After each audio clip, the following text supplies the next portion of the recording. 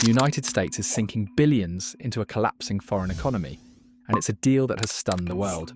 Today, we're revealing the real reasons why the US is bailing out Argentina. While Americans are feeling the pinch financially, the government's focus is south of the border. Argentina's economy is in crisis. The peso has plummeted, debt is mounting, and inflation is off the charts. Today, we're examining one of the most controversial financial decisions in recent American history, a massive bailout of Argentina that's raising serious questions about who really benefits. The US administration, particularly Treasury Secretary Scott Bessent, proposed an initial plan for a $20 billion currency swap. The idea is that the US will use its Exchange Stabilization Fund, a fund meant for crisis lending and US interference in foreign exchange markets, to buy pesos in exchange for US dollars. Though it's called a swap, experts say it's essentially a loan because the US has no interest in holding on to relatively worthless pesos. Why would they? Even Argentinians barely want the currency. The administration wants to be repaid at some point, in US dollars. Unfortunately, they're loaning to a country most famous for not repaying almost anything ever. So why is the US giving money to a country with this track record? To understand, we have to go deeper into Argentina's current financial issues and administration. 1. The perpetual crisis. For Argentinians, this is nothing new. The country's economy has been on a never-ending roller coaster ride since 1950. Inflation is a constant problem. The economy has been in recession for 1/3 of the country's post-1950 history. That's longer than any other country in the world. And Argentina continues to be the IMF's biggest headache and debtor. An important point we'll get back to later. Besides being what one Politico commentator called a perpetual economic basket case, Argentina has had issues with economic mismanagement forever. In 2023, one think tank ranked 165 countries based on their economic freedom. Argentina came out at number 159, placing it near the bottom globally. You'd think foreign governments would keep their distance. But now the US has gone one step further and promised another $20 billion to Argentina in the form of direct private sector financing, which has taken even more economists by surprise. There's nothing about Argentina's situation that seems financially urgent enough for the US to go out on such a limb. And that brings us to Argentina's leadership. 2. Enter Javier Milei. Before all of this chaos hit, Javier Milei promised to tackle Argentina's infamous ongoing economic issues. The libertarian politician, who occasionally calls himself an anarcho-capitalist, promised to gut government bureaucracy, remove regulations, and slash spending. Milei won a landslide victory, thanks to his promises to rejuvenate the Argentinian economy. And he immediately got to work, firing tens of thousands of government workers, slashing regulations, and reducing government benefits. This shook the economy at first, but eventually it led to some positive outcomes. The country's infamously high inflation came down to more reasonable levels, from 211% in 2023 to 32% in 2025. Poverty was cut from 42% to 32%, and economic growth shot up from negative 1.6% to 5%. Not to mention, the Argentinian government finally registered a surplus as of 2024, 0.3%. All seemingly great results. But the winnings have not gone to all Argentinians, and the cuts have been painful to many, especially because 38% of them affected a very vulnerable section of society. Retirees. 5 million pensioners in the country get the equivalent of $320 per month from the Argentinian government now. According to the country's own ombudsman's office, that's 1/3 of the money older people need to actually live in Argentina, day to day. 3. The political backlash. In September 2025, Milei's party, La Libertad Avanza, got destroyed in Buenos Aires provincial elections. Opposition candidate Axel Kicillof won 46.8% of the vote, while Milei's party only got 33.8%. Since Buenos Aires has 40% of the country's eligible voters, this spelled trouble for Milei. Part of the reason for LLA's surprising loss was the painful cuts Milei enacted. Another was a very unfortunately timed bribery scandal that emerged in August. Milei had appointed Karina Milei as the General Secretary of the Presidency of Argentina. And no, the last name isn't a coincidence. Karina is his sister. Hiring family to serve in your administration isn't the best look for countries promoting themselves as democracies, so this had already raised an eyebrow with some voters. But in August, 2 weeks before the Buenos Aires elections, an audio clip surfaced as evidence that Corina was using her position to take hundreds of thousands of dollars in bribes, allegedly. Voters did not appreciate the blatant corruption after struggling to deal with Milei's deep cuts. Loyal Milei supporters also panicked as his poll numbers slipped. A win for the opposition, the Peronists, might mean a return to irresponsible financial management on the other end of the spectrum. And midterm elections were less than 2 months away. Here's where we need to bring up a weird fact about Argentina. It's a dual currency regime. In addition to the Argentinian peso, US dollars are used for some transactions. Some purchases, like real estate deals, are usually conducted in dollars. This was done to sidestep the problems that rampant Argentinian inflation brought with its currency.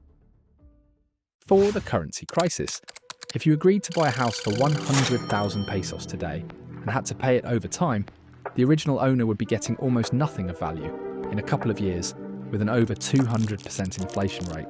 So anytime people get worried about the Argentinian economy, which is almost all the time, it causes a confidence crisis in the peso. And Milei losing the Buenos Aires elections caused a big one. Everyone who could ran to buy dollars and unload as many pesos as they had. The value of the peso crashed as a result. So far in 2025, it's fallen by 30%. In a very real way, Argentina was running out of its own money. A bailout like this is actually a really rare move on the part of the US, one it hasn't done since it moved to prop up Mexico's failing economy in 1995. But Mexico is a neighbouring country with much closer financial and trade ties to the US. In addition, Monica de Boll, an economist at the Peterson Institute for International Economics, says Argentina is not a country that poses any risks to either its neighbours, the surrounding countries, or to the United States. She emphasised that the motivation for the bailout seems to be more politically motivated, as there is no real economic rationale for the United States to be stepping in and doing this at this juncture. 5. The Monroe Doctrine 2.0. In fact, Treasury Secretary Scott Bessent came right out and said that the plan is part of a new economic Monroe Doctrine in Latin America. The original Monroe Doctrine shooed Europe out of the Western Hemisphere and made Latin America a US sphere of influence. Bessent backed up his philosophy, telling Meet the Press, "We think it is much better to use American economic power up front to stabilise a friendly government and lead the way." Critics of the plan are still sceptical, as are the banks being asked to hand over cash. In late October, the Wall Street Journal reported that US banks, including JP Morgan Chase, Bank of America, and Goldman Sachs, are hesitant to lend money directly to Argentina, no matter what the US government has promised. They either want collateral from Argentina itself, a little more than a couple of great stakes, we assume, or guarantees from the Treasury Department that they're not going to lose their loan. And their fears are pretty reasonable. In fact, many critics don't even understand what the urgency is when it comes to bailing Argentina out. Are American banks that exposed to Argentine debt, could they stand to lose a lot? Not really. In fact, loaning $20 billion to Argentina directly will probably expose financial institutions more to Argentina's debt issues than in the past. But there is one group that is highly exposed to, or endangered by, Argentinian debt. A very small specific group. And they happen to be prominent US asset management companies and investment firms. 6. The real beneficiaries. Companies like BlackRock, Fidelity, and Pimco are deeply invested in Argentina. When the peso lost 37% of its value in 2019, Pimco had bet big on Argentine debt, which had been paying out well until then. Suddenly they saw their investment go sideways. They don't want the same fiasco repeated. Private investors Stanley Druckenmiller and Robert Citrone, former co-workers of Bessent, are also invested in the country's economy. Citrone, the head of Discovery Capital Management, has invested a chunk of the $2.8 billion he manages into Argentina and Argentine debt. He refuses to say exactly how much, but does not deny reports that it's a significant amount. As Milei made his reform, Citrone's investments paid off very well in 2024, as Discovery saw a 52% gain. This inflated Citrone's confidence in his bet. In October 2024, He said, "The probability of default in Argentina is minuscule," and suggested he would be fully paid out from his investments by the time Milei's first term was over.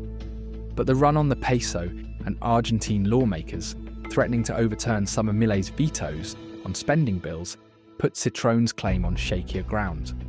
Now you may be thinking, so what? Seems like an investor made a bad choice. Things happened, and now he'll lose at least some of his investment. But when billionaires and multimillionaires make bad bets, governments like to help them out. Fortunately for Citroën, he has a long friendship with Besant, as they used to work together for George Soros. A letter to Citroën from the House of Representatives said they had information that Citroën lobbied Besant personally to help Argentina out. Allegedly, after he was assured the US government would help, he purchased even more Argentinian debt for almost nothing. If you're finding this valuable, make sure to subscribe to the channel. We're connecting the dots on stories that affect your money and your economy. 7. The political angle. Surprisingly, there are still a couple more angles to the US bailout of Argentina. Many journalists think that politically, the aid package is a strategic move to prop up not just Argentina and well-connected companies and investors, but Milei's government and style of leadership itself. The US wants a reform-aligned government in Buenos Aires that's willing to open Argentina's critical sectors, mining, energy, agriculture, to US companies. Because Argentina has something very valuable in its land, as you'll discover later, and Milei has been very friendly to US interests. He came out strongly opposed to Argentina joining the China-led BRICS, an alliance of large, non-Western economies that seek to counterbalance Western dominance. President Trump has also called Milei his favourite president, making his sympathies for the Milei administration very clear. And here's another controversial part of the deal. The financial support was contingent on Milei's party winning midterm legislative elections. Besant later said the aid would come as long as Argentina made good policy decisions. But some people within Argentina are angry at what looks like blatant US support for one domestic party over another. This led to a new hashtag trending on Argentinian X, #Patria o Colonia, which translates to motherland or colony. Some Argentinians, especially those frustrated with Milei's policies, didn't appreciate what they saw as US blackmail to vote for him or have their economy implode. Being from Argentina, they are also very aware of the power their government gives away. When it takes loans it probably won't be able to pay back.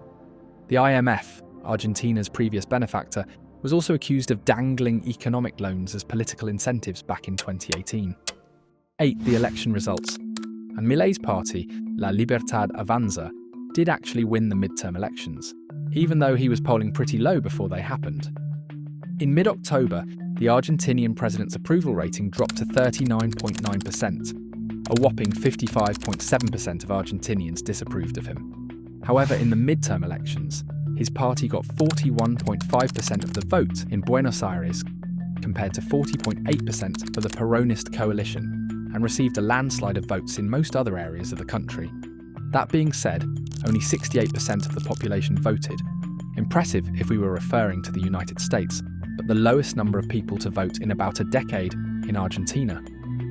It's clear many Argentinians, disillusioned with their choices and external pressures, just decided to stay home. So it seems like the US government's deal will now go ahead, as long as US banks get on board. However, this investment comes with risks. Some in the US argue that taxpayer money is being used to bail out a foreign nation rife with instability, all while American domestic needs go unmet. The optics of the deal being hammered out during the longest US government shutdown in history, with people's food stamps being threatened while the US job market is on the verge of contracting, are very bad. And it's hard to argue with Americans angered by the deal, as the $40 billion promised to Argentina is equal to almost 5 months of food stamps for the entire US under the SNAP program. 9. The money question. However, supporters of the bailout point out that the money going to Argentina couldn't be used for SNAP or healthcare anyway. It's coming out of the Exchange Stabilization Fund, which explicitly has money set aside for this purpose. But the move still comes at a bad time for many Americans. Which brings us to the next reason financial assistance to Argentina is controversial. Argentina recently had the good fortune of getting big orders from China, the world's #1 soybean importer, for their soybeans, something that angered US farmers, especially considering they used to ship around 26.5 million tons of soybeans to China in 2024. But as of 2026, China has placed 0 orders. Still, Beijing insists it will purchase 11.8 million tons before the season ends. China has likely stopped buying soybeans due to a trade war the US has escalated in 2025. It has nothing to do with the Argentine bailout. But timing is everything. Farmers seeing Argentina take all their business, and then receiving billions in US government support on top of that, has made them pretty angry. American Soybean Association President Caleb Ragland commented, "The frustration is overwhelming. Perhaps China is another reason the US is deciding to intervene in Argentina. The relationship between the US and China hasn't been on the best of terms for a while, and it's become even rockier." 10. The China factor. China has a foothold in Argentina, as it does in Latin America, via trade agreements, investments, and its infrastructure building under its famous Belt and Road Initiative. As of 2023, 1/3 of Latin America's mineral exports went to China. Trade between the two areas also reached $518.4 billion in 2024, up 6% from the year before. But China's presence in Latin America is concerning for the US. Though Milei denies it to his own voters, it seems the US government had indicated they would like him to cool relations with China for a bit. Which, to be fair, Milei had initially wanted to do all on his own. In September 2023, before he was elected, he had said, "Not only will I not trade with China, I will not trade with any communist." But as usually happens with political promises, reality trumps ideology most of the time. China is one of Argentina's largest trading partners, second only to Brazil. According to Alejandra Conconi, executive director of the Argentine Chinese Chamber of Commerce, 80% of meat exports from Argentina, a major industry, go to China. In addition, China ranks first in providing imports to Argentina. Milei probably realised his dislike of communist countries is less important than his love of Chinese money and imports. In mid-2024, less than a year later, Milei changed his tune, saying that China is a very interesting trade partner. At the G20 summit in Brazil, Milei proceeded to meet with Chinese President Xi Jinping and discuss continued cooperation and a healthy trade relationship.